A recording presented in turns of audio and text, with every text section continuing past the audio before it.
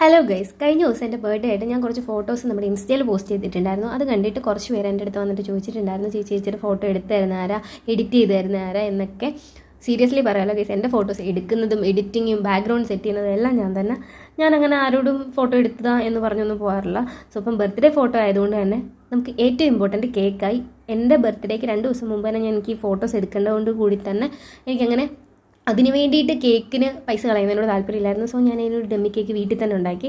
നമ്മുടെ ഈ ഇടിയപ്പത്തിൻ്റെ പൊടിയില്ലേ, എക്സ്പയറി കഴിഞ്ഞ് കുറച്ച് പൊടി ഇരിപ്പുണ്ടായിരുന്നു, അതും 10 രൂപയുടെ കളറും വാങ്ങിച്ച് മിക്സ് ചെയ്ത് ഞാൻ ആദ്യം ഉണ്ടാക്കിയ കേക്ക് ഈ ഒരു രീതിയിലായിരുന്നു. എനിക്കത് ഒട്ടും ഇഷ്ടപ്പെട്ടില്ല. പിന്നെ ഞാൻ രണ്ടാമത് അത് മാറ്റിയിട്ട് വേറെ കുറച്ചും കൂടെ വലിയ പാത്രം വെച്ചിട്ട് കൈ കൊണ്ട് തന്നെ സെറ്റ് ചെയ്ത് പിന്നെ സ്കെയിലും കൊണ്ടൊക്കെ ആക്കി ഈ പരുവത്തി വെച്ച് കുറച്ച് ആർട്ടിഫിഷ്യൽ ഫ്ലവറൊക്കെ വെച്ചിട്ട് ഈ ഒരു രീതിയിലാക്കി. ഇതാട്ടോ നമ്മൾ രണ്ടാമത് സെറ്റ് ചെയ്ത കേക്ക്. പിന്നെ ഞാൻ ആദ്യം ചെയ്തത് പോയി ബാക്ക്ഗ്രൗണ്ട് സെറ്റ് ചെയ്യുക ചെയ്തത്. ബാക്ക്ഗ്രൗണ്ടും വളരെ ഇമ്പോർട്ടൻ്റ് ആണല്ലോ.